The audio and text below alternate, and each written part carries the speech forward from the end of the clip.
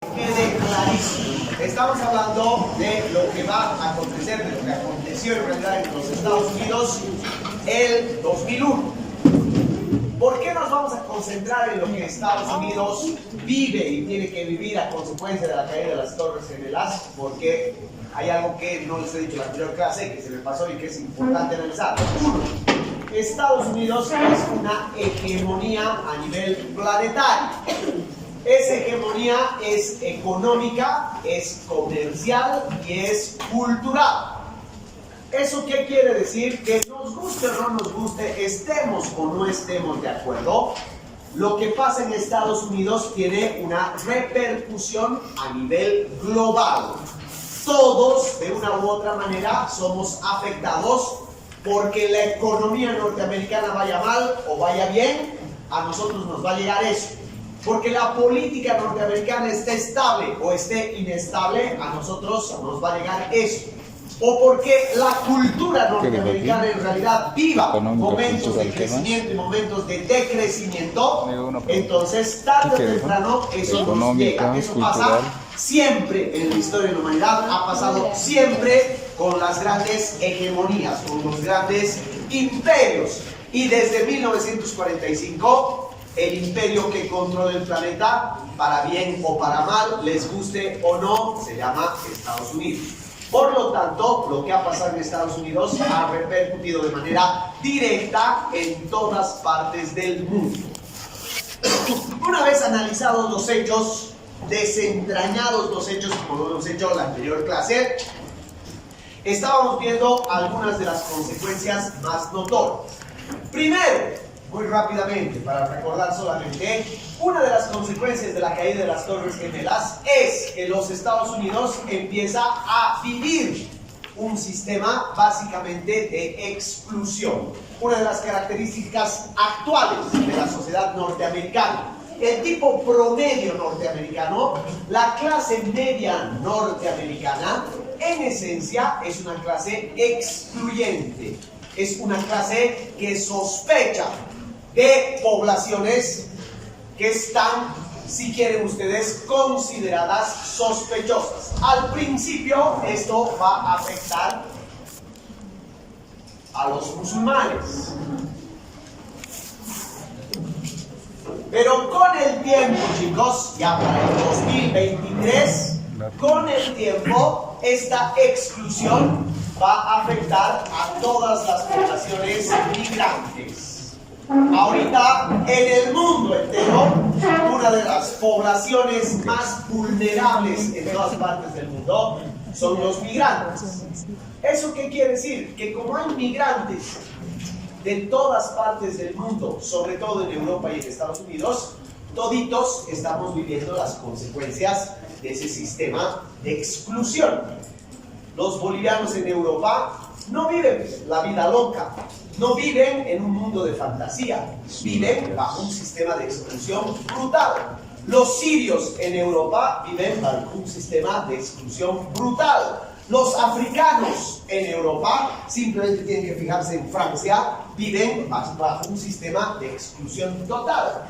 Pero eso ni siquiera se cierra a sociedades como la europea o la norteamericana. En este país, sinónimo de ladrón es peruano. En este país, ¿no? En este país que se cree tan rico, tan puro, tan bello, tan multicultural, este país hace años no puede integrar, por ejemplo, a los brasileños dentro de su esquema. Los excluimos, les cobramos más los alquileres, les cobramos más en los boliches. Hay boliches que dan el lujo de decir no se admiten brasileños. Y eso es pura estupidez. Es pura estupidez conceptual de un país que sufre en carne propia la exclusión de los bolivianos, pero que al interior es exactamente igual que cualquier europeo, cualquier argentino o cualquier brasileño.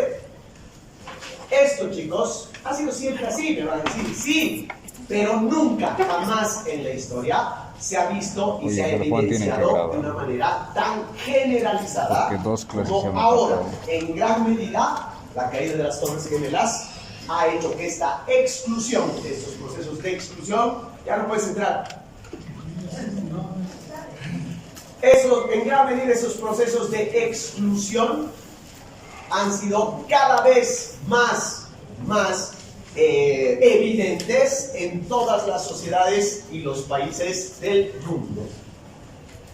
Primera de las grandes consecuencias.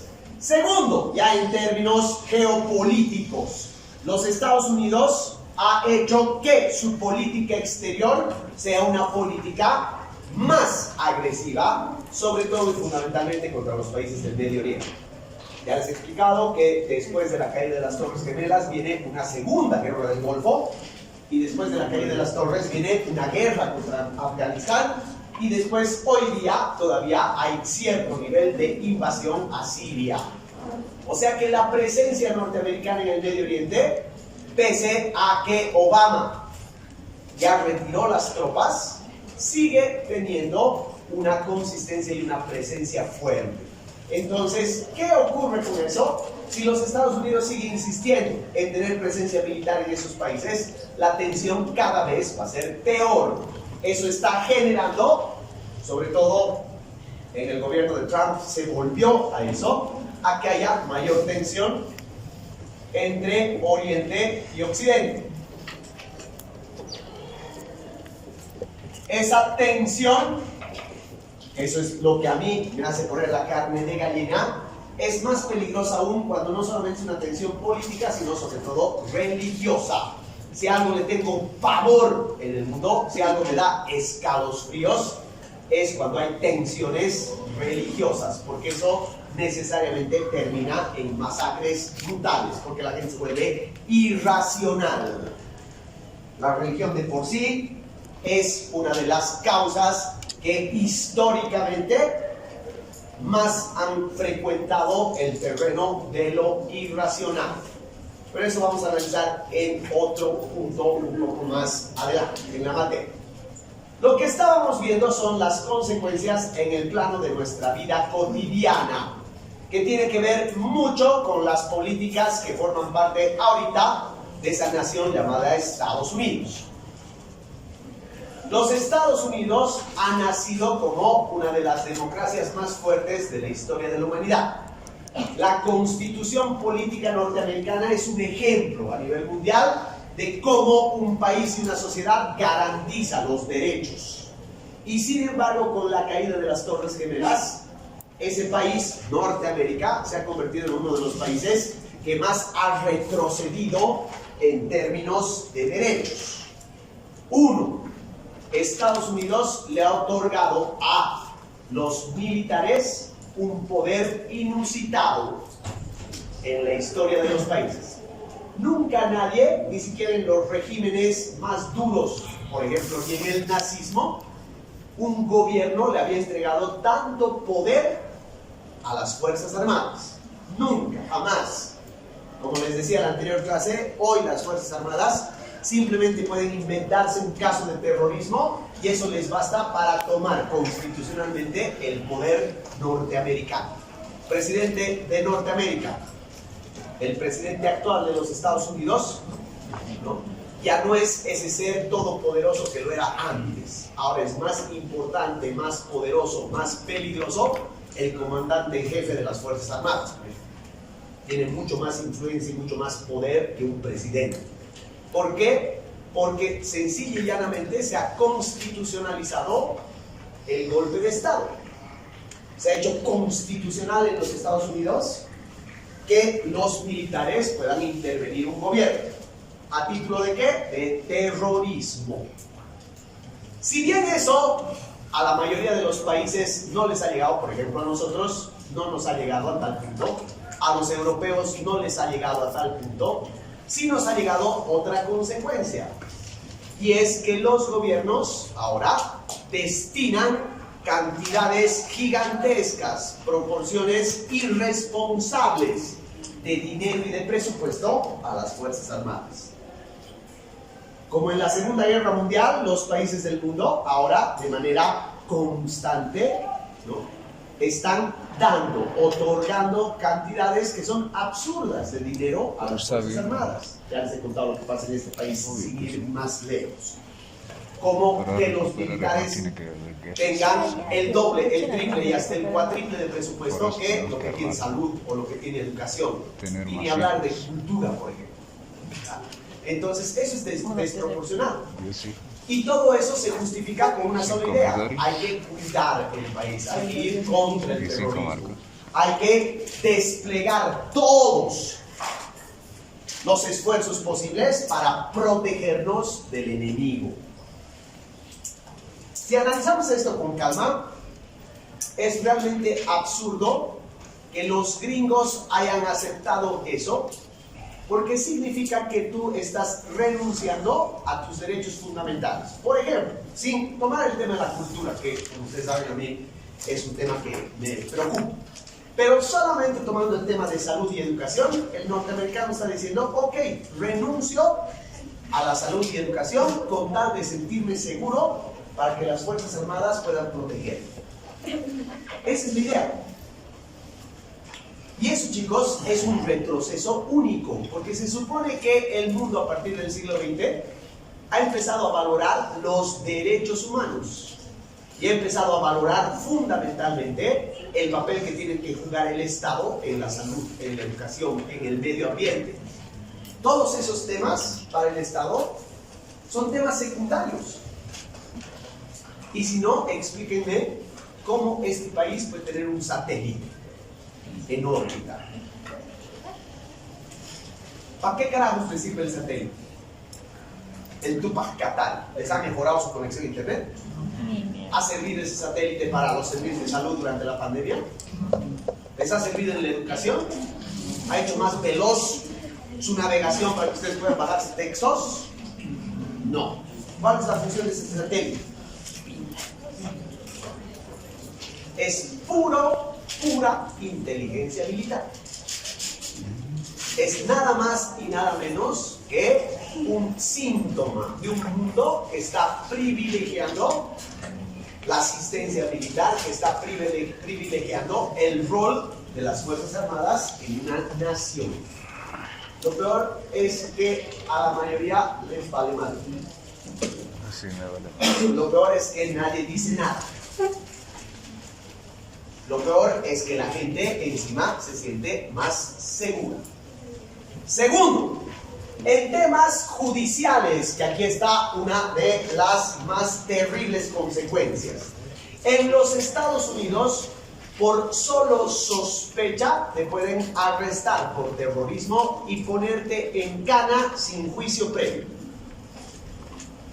Basta que alguien te denuncie por terrorismo o alguna agencia de inteligencia descubra que tienes libros sospechosos en tu casa, entonces el Estado te puede arrestar y meterte a prisión preventiva sin juicio previo. En la actualidad, en los Estados Unidos, hay alrededor de 17,000 personas que están en la cárcel más de 10 años sin haber tenido un punto juicio. Literalmente el sistema judicial ha cambiado su lógica. Se presume culpable. Antes, el sistema judicial presumía tu inocencia. Y la ley te decía, toda persona es inocente hasta que se demuestre lo contrario. Por lo tanto, si alguien te acusaba de algo, ese que te acusa, el fiscal, tenía que demostrar que eres culpable. Ahora, prácticamente en todos los sistemas judiciales del mundo, se te presume culpable y tú tienes que demostrar que eres inocente. Eso es una aberración. En Bolivia pasa esto desde mucho antes de la caída de las Torres Gemelas. Con la ley 1008, el 80% de la gente que está presa por narcotráfico en Bolivia es gente que ha sido arrestada por la ley 1008. Esa gente que ha sido arrestada por la ley 1008, algunos de ellos incluso están pasando 25 años de prisión, están 25 años ahí en cana sin juicio. Porque a ver, demuestren su inocencia. Tu vecino que te tiene envidia llama a narcóticos y le dice, ese cabrón tiene cocaína en su casa. Viene un mopar, te revisa tu casa, no encuentra, pero la sola denuncia te mete en preso. A ver, demostrar que no eres traficante. Eso en Bolivia los gringos implementaron con el 21060. Y claro, para los gringos era fácil implementar esa aberración en un país del tercer mundo, pero ahora ellos lo han implementado en su propia casa. Y todo con el título de terrorismo. Entonces, el sistema judicial en Estados Unidos y por consiguiente en toda Europa se ha ido al tacho. Se ha ido al tacho. ¿Alguien sabe si a la Yanine Áñez le han hecho juicio?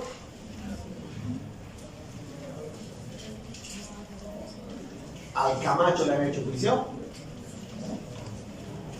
¿Al médico que lo acusaron de matar a un bebé recién nacido le han hecho juicio? No han hecho. No hay. Y es que está en cana, sin juicio.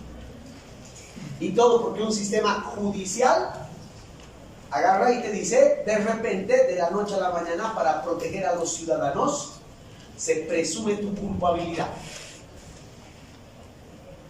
Eso, chicos, no es una lógica que nos concierne a nosotros como país, porque este país y su sistema judicial está a la mierda. En todas partes es así. Y lo peor es que nadie dice nada.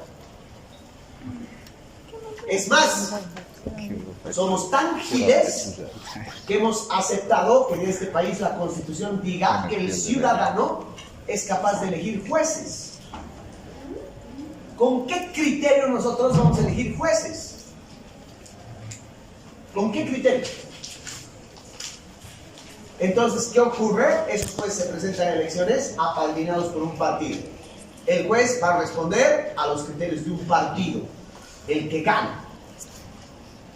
¿Qué justicia puede haber en eso? Y cuando se les dice a los ciudadanos, firma este libro para que no haya eso, los ciudadanos se cagan. Ustedes se cagan. ¿Quién ha firmado sus libros? ¿Eso es por qué?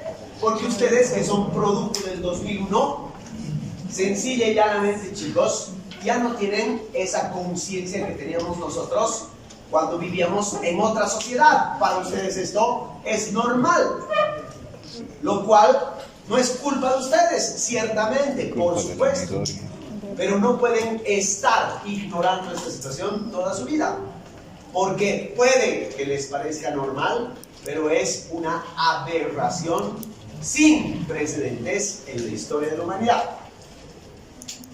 Tercero, comunicaciones. Todas las compañías de teléfonos, todas las compañías de internet, todo el sistema de comunicaciones está obligado a darle información al Estado cuando el Estado lo requiera. ¿Por qué creen que la compañía Apple ha estado en pleito durante tanto tiempo contra el Estado? Porque el Estado le estaba obligando a pasarle toda la información. Es decir, todo lo que almacenas en tu teléfono ya no es de tu propiedad, sino que ahora pertenece al Estado como tal. Y el Estado puede usar esa información a su antojo y cuando quiera. Todos creemos que el peligro de eso radica en que nos van a vender cosas. Pero el peligro de esto radica precisamente en que estás rifando tu vida personal y tu vida privada a un Estado.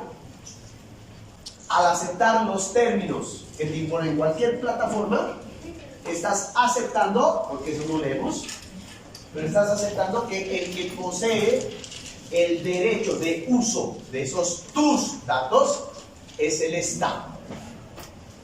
Aquí, chicos, aquí en Bolivia, como en los Estados Unidos, o como en Inglaterra, o como en Francia, o como en Perú, la ley permite que el Estado pueda escuchar tus conversaciones si tú eres sospechoso de algo.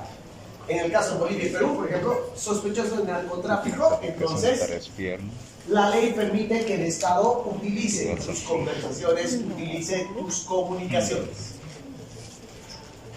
En el caso de Europa y de Estados Unidos, por acciones sospechosas de terrorismo, el Estado puede intervenir en tu teléfono. Sí. Y yo como causa, si no sabe. Lo peor es que no decimos nada. Lo peor Tal vez es se que llama damos algo como permiso. amigo. Lo peor es que para nosotros esos principios que eran fundamentales para nuestros derechos, por ejemplo, tu derecho a la inocencia, tu derecho a la libre circulación, tu derecho a no ser metido a la cárcel arbitrariamente, tu derecho a tener vida privada, ahora a nadie le interesa. Y se tocó abrir la boca. Es más, el 70% de los norteamericanos se siente más seguro con eso. Recuerda que todos son Y por eso votan colegas de trabajo. por Trump. Por eso tienen un Senado lleno de personas que defienden esa arbitrariedad de meterse en tu vida privada. ¿Qué quiere decir todo esto? Básicamente que estamos como en la novela de 1984, bajo el control absoluto de un Estado que lo ve todo, que tiene acceso a todo. Lo que Orwell, autor de esa novela, llamaba el Big Brother, ¿no? El gran hermano está controlándote. Ni lo tomen tan a la ligera, ni lo tomen tan en serio. El Estado no tiene la capacidad de controlar a todos y cada uno de nosotros, obviamente. Pero el Estado puede hacerlo cuando le da la gana. Ese es el problema. O sea que no es tan chistoso, ni es tampoco tan especulativo.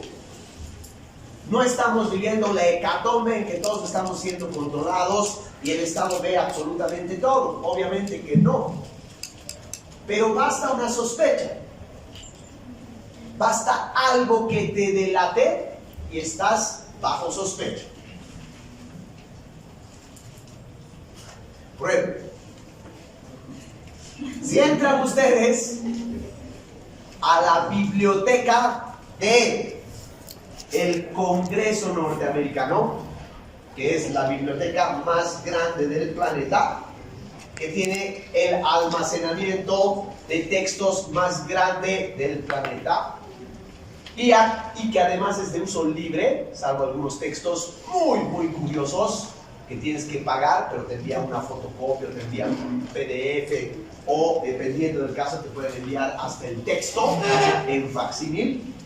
Pero si tú entras a esa biblioteca libre, ¿no?, tus datos que estás poniendo inmediatamente saltan desde el 11 de septiembre a una base de datos. Imagínense que ustedes son estudiantes que están haciendo una tesis sobre el Islam y sucesivamente sacan libros que tienen que ver, por ejemplo, con terrorismo, o que tienen que ver con el Islam mismo o con el Corán. Busquen nomás un librito y pongan a ver cómo hacer una bomba casera.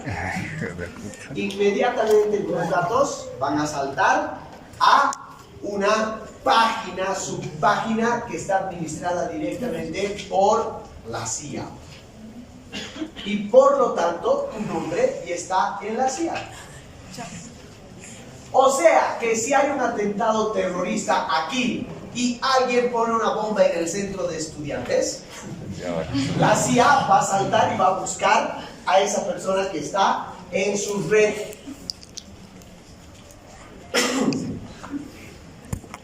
Eso es una cadena. A mí me han dicho, no me consta, lo de la biblioteca del Congreso me consta, pero me han dicho que lo mismo pasa con datos que busques, por ejemplo, en el Google. Googleas y dependiendo de tus búsquedas, ya te están seleccionando con ciertos hábitos que pueden resultar y te clasifican como peligrosos o no. Terrorismo, desviaciones sexuales, etcétera, etcétera. ¡Silencio! O sea que vivimos literalmente lo que Orwell de alguna manera imaginó. Probablemente no en el estado orwelliano, pero estamos a un paso de eso, China, con beneplácito de la gente. Lo que más me calienta y me irrita aquí no es la acción del Estado, porque los estados siempre hacen eso. Lo que me irrita es la gente. La gente que sabe de esto y no toma conciencia acerca de que a lo que están renunciando es a sus libertades más básicas, más elementales. Con las redes sociales, por supuesto, esto se ha potenciado el doble. ¿Qué tamaño es la imagen? Las redes sociales se han convertido en un sucedáneo del sistema de represión y hasta del sistema judicial. Pero ponerle blanquitos como brillo.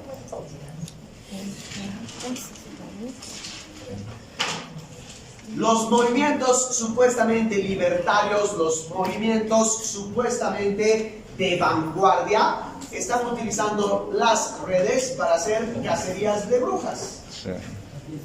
Porque no están de acuerdo con alguien. Como ya hemos visto en el tema de lo políticamente correcto. Entonces, ¿qué pasa en temas judiciales, chicos? Pasan pues cosas que son desproporcionadas, como por ejemplo que a alguien le acusen de algo e inmediatamente las redes lo enjuicien, sin que el tipo tenga juicio. O sea, sin que siquiera se haya demostrado o no ese caso, las redes ya te enjuician. Pero ¿qué es lo peor de esto? Es que después los jueces actúan en función de las redes.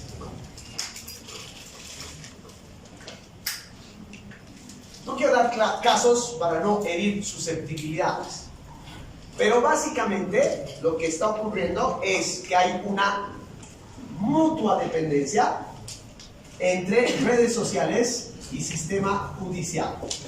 ¿Por qué? Porque las redes sociales se han vuelto un poco el escenario de la opinión pública.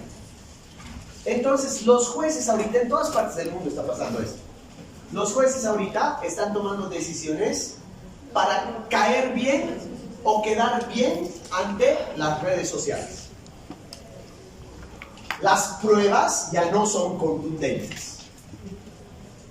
Lo que importa es tener tu like y que después la sociedad te diga lo has hecho bien o lo has hecho mal.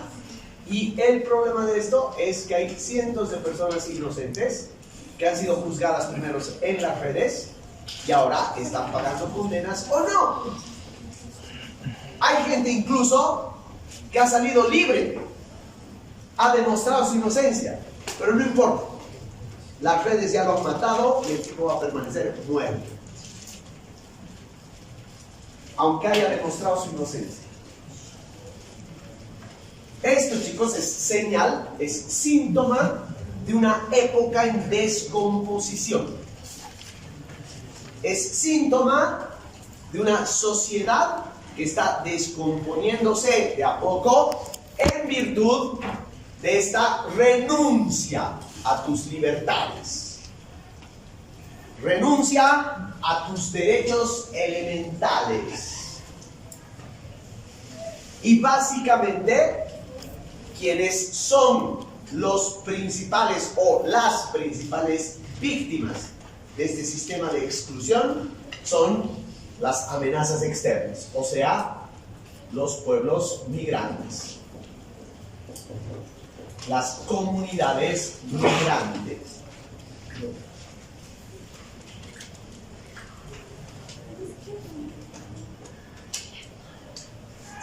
Si nos fijamos, las comunidades migrantes son poblaciones residuales. ¿Qué quiere decir residuo? Que son sobras, ¿no es cierto? Entonces, ¿qué pasa con nuestros compatriotas bolivianos que migran por cuestiones de pobreza, por cuestiones de trabajo, por X o Z razones a otros lados? Se convierten en poblaciones residuales, en sobras, en residuos. En realidad, ¿cómo nos ven en Europa? ¿Cómo ven a los musulmanes en Europa? ¿Cómo ven a los africanos en Europa? Como la gente que está dispuesta a hacer lo que ellos ya no quieren hacer. Como por ejemplo limpiar pisos o limpiar potos. Los europeos creen que eso ya no es una acción que deberían hacer los europeos. Entonces, ¿a quiénes llaman para eso? A los residuos, a las poblaciones residuales. Pero encima, a esas poblaciones residuales, no los tratas de igual a igual. Siempre van a ser extraños. Siempre van a ser sospechosos. Peor si vienes de un país donde hay mucho fundamentalista terrorista, o de un país donde hay mucho narcotraficante, o de un país donde existen muchas mafias. Por eso migrantes latinoamericanos, por eso migrantes del Medio Oriente y por eso migrantes del este europeo son poblaciones que están literalmente viviendo en un momento histórico en el cual no son más que residuos de otras naciones.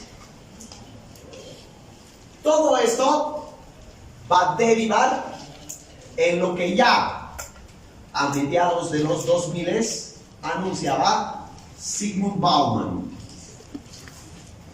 Zygmunt Bauman ha muerto hace poco, uno de los más interesantes y lúcidos pensadores de la modernidad y de la globalización.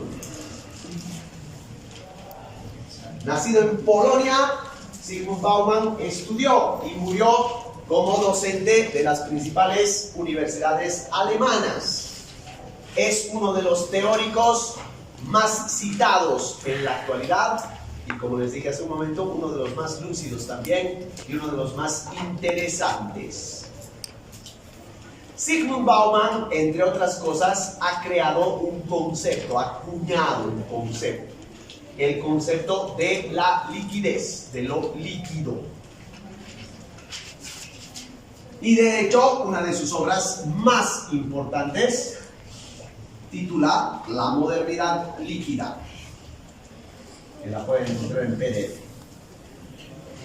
Aunque este es un libro que explica la teoría de la liquidez en las sociedades modernas, lo que vamos a ver nosotros es todo el análisis que hace Bauman de las sociedades contemporáneas y que él denomina de alguna manera el vivir en sociedades del miedo.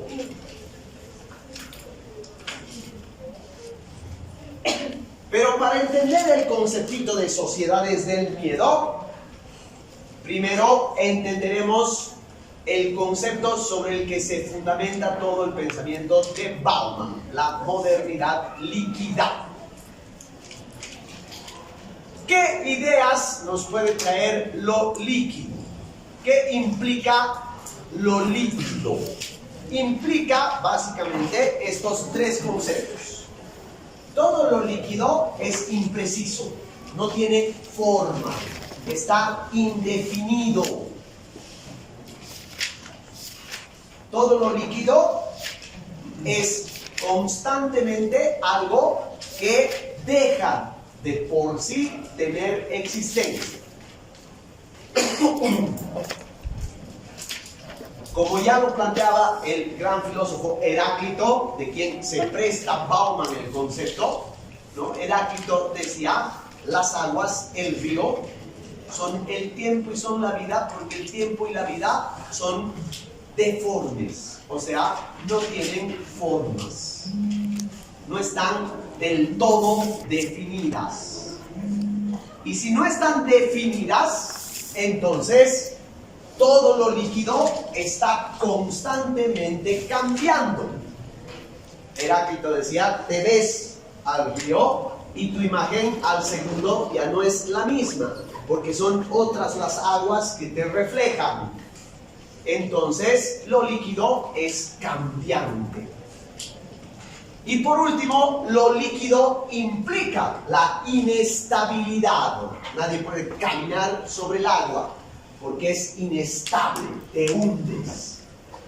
Vivimos, así dice Bauman, en un mundo donde los principios de la modernidad son, en primer lugar, imprecisos. O sea, no está ya bien definida qué es la democracia. Piensen solamente en este ejemplito que ya varias veces lo hemos puesto.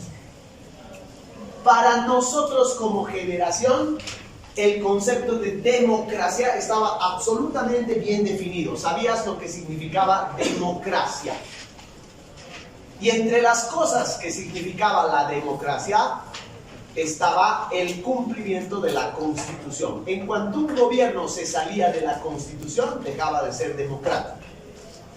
En este país ha ganado elecciones una persona que ha ido directamente contra la Constitución. Y legítimamente tiene el apoyo de la mitad del país. ¿Eso qué quiere decir, chicos? Que para la mitad del país ese concepto de democracia no es tan profundo. Que para ellos sencilla y llanamente ya no tiene sentido. No tiene valor. El concepto de democracia ha sido deformado. Al mismo tiempo, todas las cosas que nos ofrece la modernidad son constantemente cambiantes. Nosotros estábamos viviendo sobre una realidad virtual que se manifestó con la pandemia, el 2020. Y dijimos, este es el futuro. No han pasado ni 3 años de la pandemia y ya hay otra realidad emergente que se llama inteligencia artificial. Sí. Y listo, hemos cagado, ni siquiera nos hemos adaptado a la realidad virtual y ahora tenemos que adaptarnos a la inteligencia artificial porque no nos queda de otra. Entonces, la modernidad cambia constantemente, los conceptos son cambiantes. No puedes terminar de adaptarte a un concepto. Piensen que la ilustración ha durado 300 años. Y en 300 años se han reafirmado valores de la ilustración. Pero en este mundo globalizado, en esta modernidad líquida, cada mes cambia algo, cada año cambia algo. Lo que hoy nos parece bueno, mañana nos puede parecer malo. Lo que ahora funciona como valor, mañana va a parecer absolutamente malo.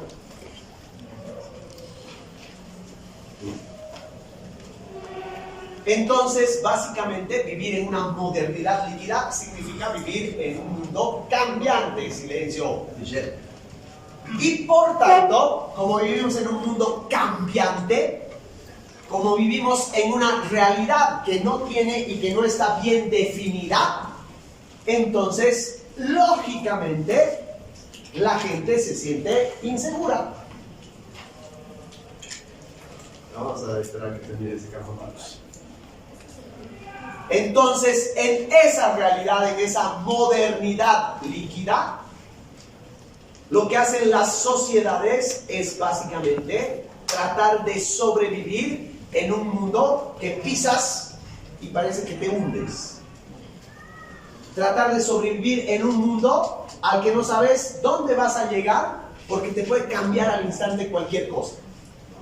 Y por lo tanto te sientes absolutamente inseguro, inestable, como se sentirían ustedes, chicos, si están en un bote yendo por un lago y se paran en el bote. Esa sensación que van a sentir de desequilibrio es lo que hace que nosotros estemos viviendo en una modernidad líquida. ¿Sí les está claro el concepto de modernidad líquida? Sí. Bien. Esa inseguridad, entonces, ha hecho que nosotros como sociedad asumamos la idea de que estamos indefensos. Que te vas a ver eso para mí. De 4. Como todo es impreciso y cambiante, entonces, básicamente, los seres humanos tienden a apoyarse en algo y en alguien para que te dé seguridad. Pero resulta que ese algo y ese alguien ya no te proporcionan seguridad. Por ejemplo, ¿el Estado les da seguridad? No. La policía les da seguridad, la justicia les da seguridad, las iglesias les dan seguridad. Básicamente, chicos, la modernidad líquida ha llevado a una deslegitimación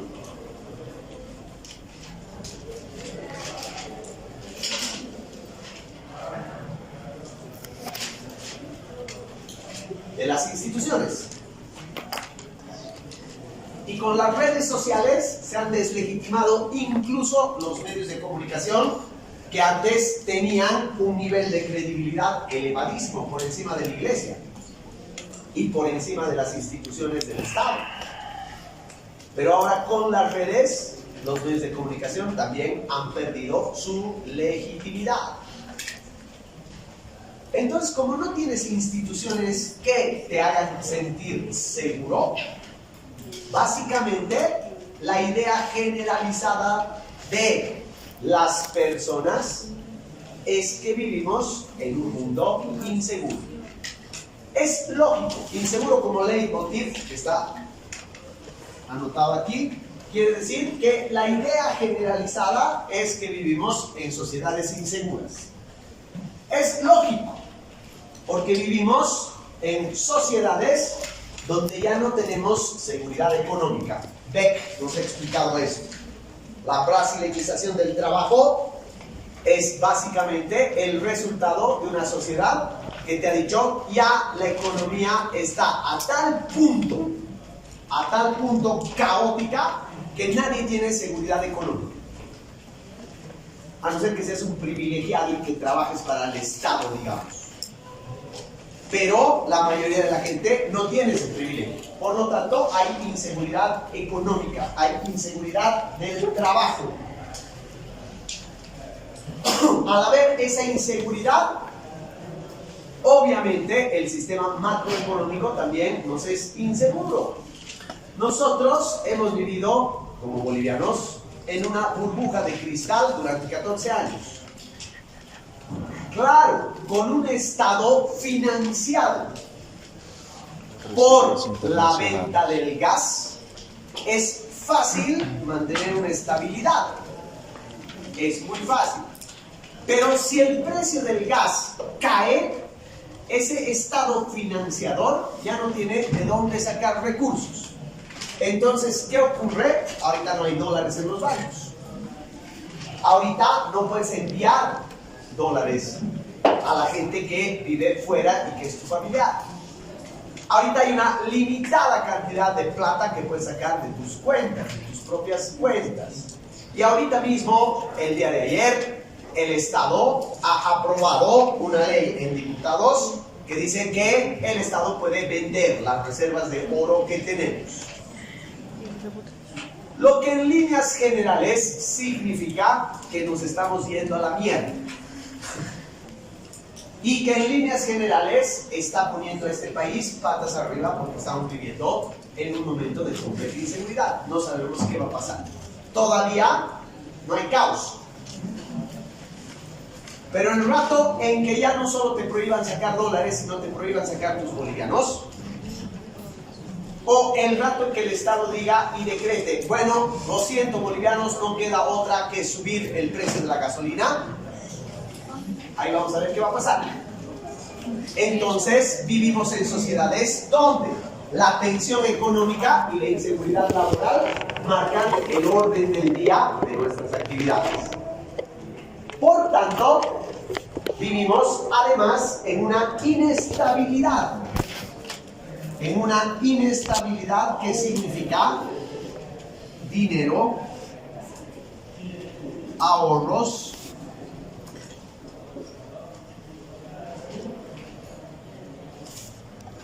y por tanto bienestar a futuro.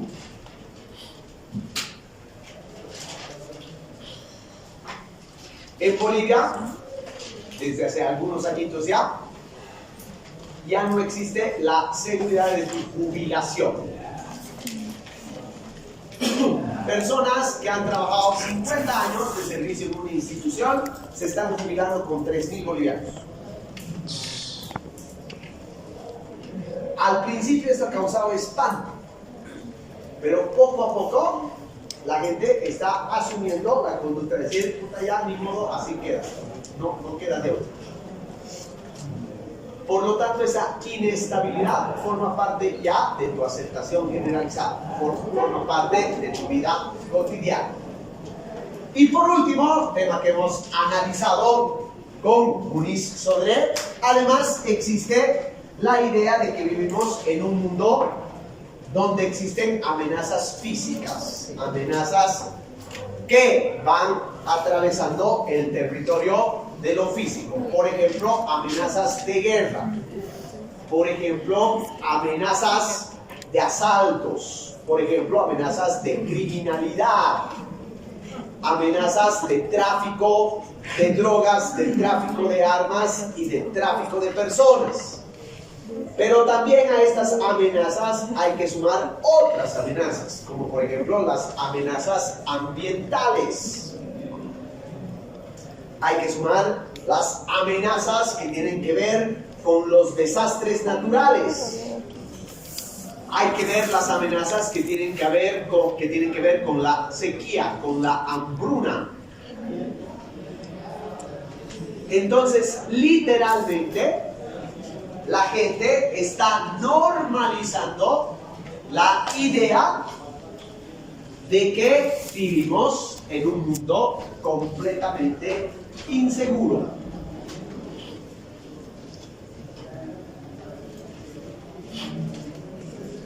Ahora piensen en esto. Si viene una hambruna, no puedo hacer nada, ya ni modo. Si viene un caos de la bolsa de valores de Nueva York y se cae la economía mundial, ya ni modo, no puedo hacer nada. Si viene una catástrofe natural y el mundo se va a la mierda, ni modo, no puedo hacer nada. Pero ¿contra qué sí puedo hacer algo?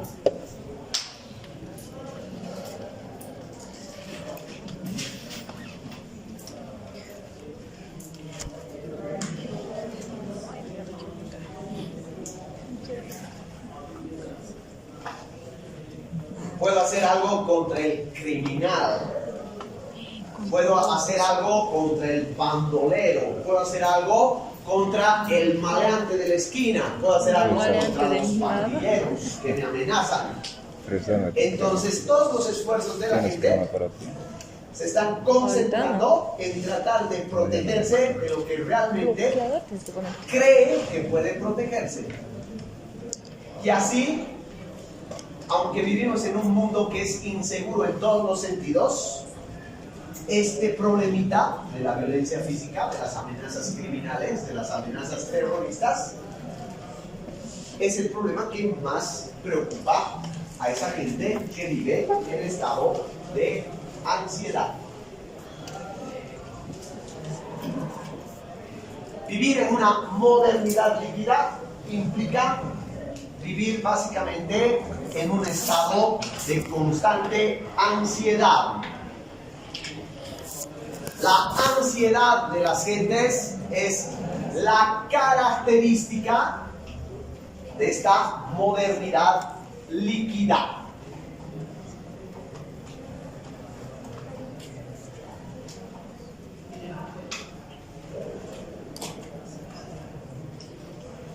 Ahora bien, si ustedes tienen una amenaza en común o algo que ustedes consideran una amenaza en común, ¿qué hacen como instinto de supervivencia? Tratar de eliminarlo.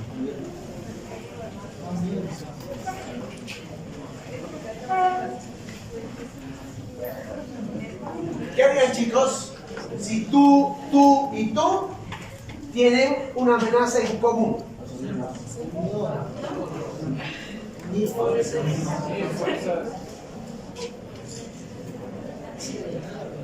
¿Qué ha hecho históricamente el Homo sapiens cuando ha descubierto que todos los Homo sapiens tienen amenazas en comunes? Por ejemplo, el mamut. Alianza de tribus. Bien.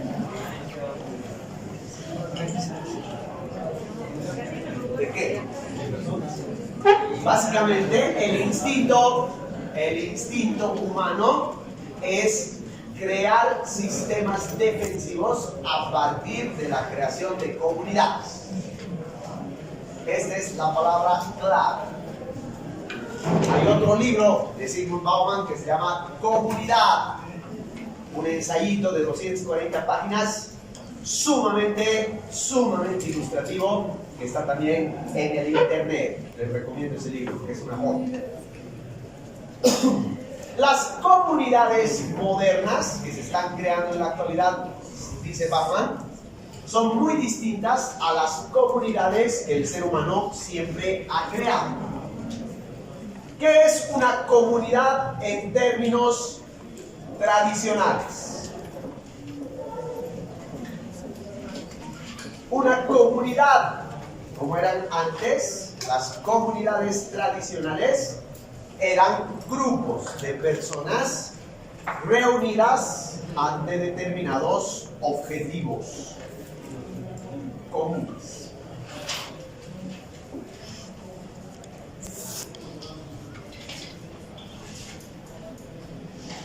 ¿Qué son las comunidades? Básicamente, a ver, nosotros como tribu nómada que vivimos del pastoreo y la recolección, necesitamos progresar como comunidad y por lo tanto buscaremos formas de producción económica que nos sean más rentables. Inventar la agricultura. La agricultura es producto de la generación de un trabajo en comunidad. Su objetivo era producir para no pasar hambre. Y al descubrir la agricultura, se dan cuenta también que eso no pueden hacerlo individualmente, que tienen que formar grupos y división del trabajo. Y esa es una comunidad. Yo, médico, pienso que hay que aunar esfuerzo entre las distintas especialidades de médicos para combatir el cáncer. Por lo tanto, formo una comunidad de médicos que esté destinada a la investigación en todos los aspectos del cáncer. ¿Qué he hecho? He formado una comunidad en términos de alcanzar una meta, un objetivo en común. Yo, como persona, veo que es necesario para mi sociedad brindarle a la gente un espacio para que pueda representar su identidad y pueda representar su sistema de sobrevivencia.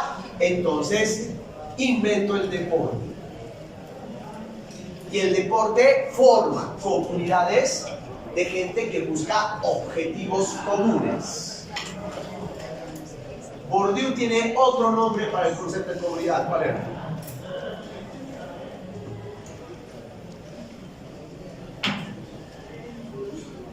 Bueno, pregunta de examen. En esa lógica, subespacios. no sé yo. En esa lógica, silencio, sí, es el subespacio social. Los subespacios son comunidades. Las comunidades tradicionalmente se crean por buscar objetivos en común que permitan no solo la sobrevivencia de una sociedad o de un subespacio, sino que permitan fundamentalmente el crecimiento de esa comunidad. Pero en las actuales sociedades, dice Bauman, estas comunidades han adquirido otro matiz. La gente ya no se asocia en búsqueda de objetivos, sino que la gente está tendiendo a asociarse para compartir temores, miedos comunes. En vez de decir, nos asociaremos para desarrollar la búsqueda de una cura para el cáncer, la gente está asociándose para defenderse de alguna amenaza. Les voy a tratar de explicar lo mejor posible el concepto de comunidad del miedo, y ustedes son los que me van a dar ejemplo. ¿Ya? Entonces, la lógica, la idea de estas comunidades modernas está en función del miedo, en función de los temores. Yo me asocio contigo porque veo que tú estás viviendo la misma amenaza que yo. Me asocio contigo entonces porque tenemos miedos compartidos, tenemos temores compartidos.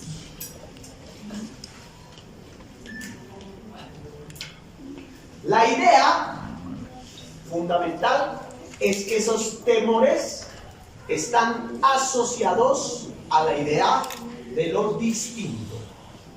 Si hay algo que le causa temor por excelencia al ser humano es la otredad, o sea, el concepto de lo diferente, de lo distinto, del otro. Entonces, yo estoy formando mis comunidades pensando en que lo diferente a mí, lo diferente a lo que somos nosotros, está amenazando nuestra existencia común. Por lo tanto, me voy a asociar contigo, que tú también tienes esa perspectiva, que te asusta lo otro, que te asusta el otro, que te asusta lo distinto, que te asusta lo diferente. Y nuestro objetivo es buscar todas las formas para exorcizar, para extirpar, para sacar lejos de mi comunidad aquello que me asusta. O sea, para sentirme seguro contigo, porque entre los dos vamos a poder expulsar el peligro que nos amenaza. Por lo tanto, entre tú y yo hay un pacto de protección mutua. Nos protegemos mutuamente, pero nos protegemos a partir de ¿qué? De excluir lo distinto, de sacar, de exorcizar lo distinto. ¿Quién me da ejemplos de estas comunidades del bien?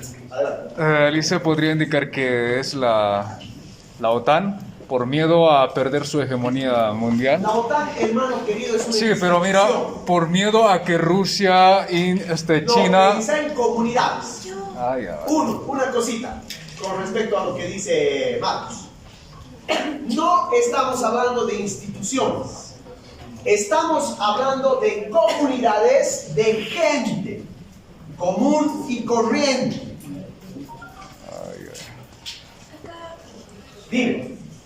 Puede ser la comunidad cristiana o católica. Su miedo sería, pueden ser los LGBTs, también feministas, porque tienen miedo que tal vez puede pervertir su mente, algo así. Una vez me explicó un pastor. Dime, hermano. Tal vez en los Estados Unidos, digamos, volviendo al mismo tema de los americanos, digamos, ven a un latino y ven, no, este tiene arma. O tal vez un afroamericano, ¿no? Y es bien. Los dos tienen razón. ¿Cómo se están formando las comunidades del miedo? Piensen, por ejemplo, en un país arrasado por la violencia y la brutalidad como es México. México, en determinadas zonas, sencilla y llanamente es terreno del narcotráfico. Entonces, los narcotraficantes literalmente dominan y tienen el control de los pueblos. Hay pueblitos que están absolutamente dominados por los narcos y los sicarios. ¿Cuál es la tendencia en México actual?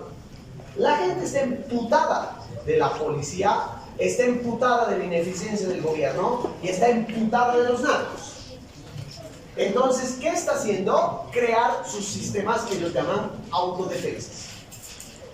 ¿En qué consisten los sistemas de autodefensas? Nosotros somos pueblos soberanos y nos vamos a defender con uñas y dientes y con armas del narcotráfico. Hasta ahí todo bien. ¿Qué es lo que pasa en los hechos? Cualquier persona ajena a esa comunidad es para esas personas una amenaza. Y por lo tanto, esas autodefensas, que tienen supuestamente un carácter heroico, en realidad son grupos absolutamente temerosos, miedosos, que están dispuestos a sobrepasar las leyes con el fin de defender lo que a ellos les hace sentir inseguro. En el fondo, todos los que no sean parte de esa comunidad te van a hacer sentir inseguro. Todo lo distinto, todo lo ajeno. El ejemplo que ha dado ella, una comunidad religiosa que está destinada, en vez de difundir, por ejemplo, la fe o el evangelio o la palabra de Dios, a insultar, a perseguir o a denunciar a los grupos LGBTs o a las corrientes pro despenalización del aborto, forman comunidades del miedo. ¿Qué ejemplo has dado vos, hermano? Me he olvidado. De los americanos contra los latinos. Por ejemplo, las comunidades de los gringos de clase media norteamericanos que ponen cercas en sus calles porque les resulta amenazante la presencia de latinos por ahí, a quienes ellos llaman pandilleros. Entonces forman comunidades del miedo. ¿Qué más era? ¿Se pueden dar más ejemplos? Licenciado, yo quería preguntar en base a esto, ¿ese tema se relaciona con el anterior tema que habíamos hablado de pánicos morales? Todos estos temas están relacionados. A eso vi bien, Nicole. Básicamente, las comunidades del miedo están asociadas a pánicos morales. Esos pánicos morales están despertados en las comunidades por el miedo a las diferencias. Pueden ser diferencias culturales, pueden ser diferencias ideológicas, pueden ser diferencias de razas, pueden ser diferencias de todo tipo. Las razas existen. ¿Cuál es el ejemplo en Cochabamba más reciente de una comunidad del miedo?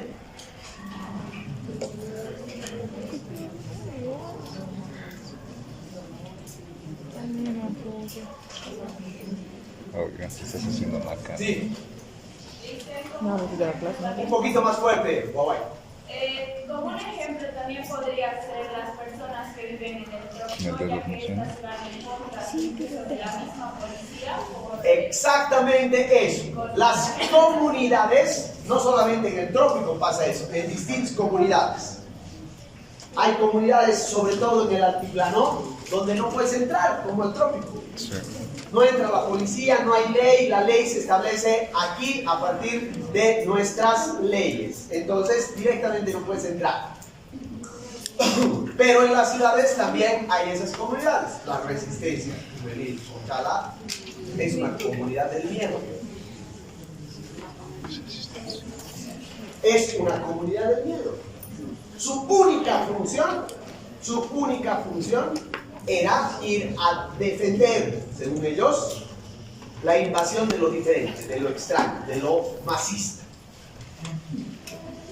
Entonces, en todas estas comunidades del miedo, chicos, existe un componente primero de lo que han dicho, pánicos morales.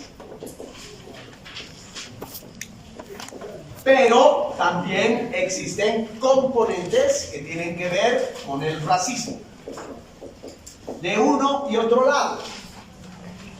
También son comunidades que tienen que ver con las diferencias políticas e ideológicas.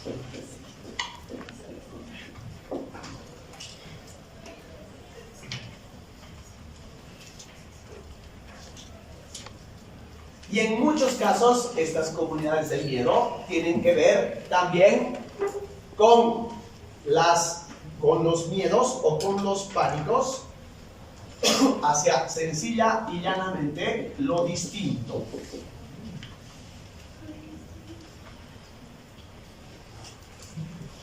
¿Cómo actúan estas comunidades del miedo? Básicamente, su manera de concebir su protección y su seguridad es excluyendo a todas estas personas que consideren distintas, amenazantes, peligrosas. Su manera de ser es el miedo. Su manera de enfrentar la vida es a través del miedo. Por lo tanto, no son comunidades que construyan, que propongan. No son comunidades de objetivos a futuro. Son comunidades que son precisamente tan fragmentarias que están condenadas a una duración efímera, porque lo único que los motiva es el miedo.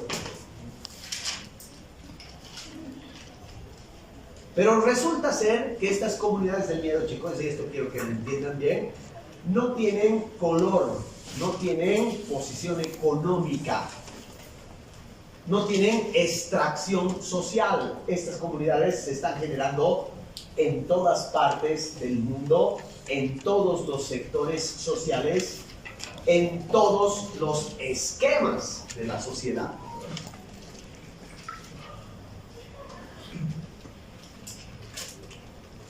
Así, el mundo lentamente está yendo hacia normalizar, dice Bauman, la premisa de no hables con extraños.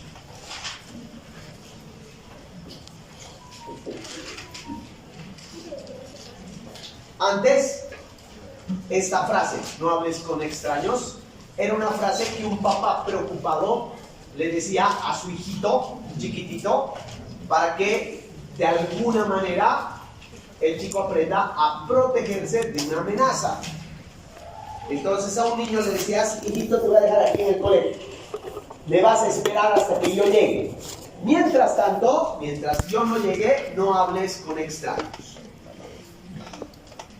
Ese instinto humano ahora se ha vuelto un precepto de la vida adulta.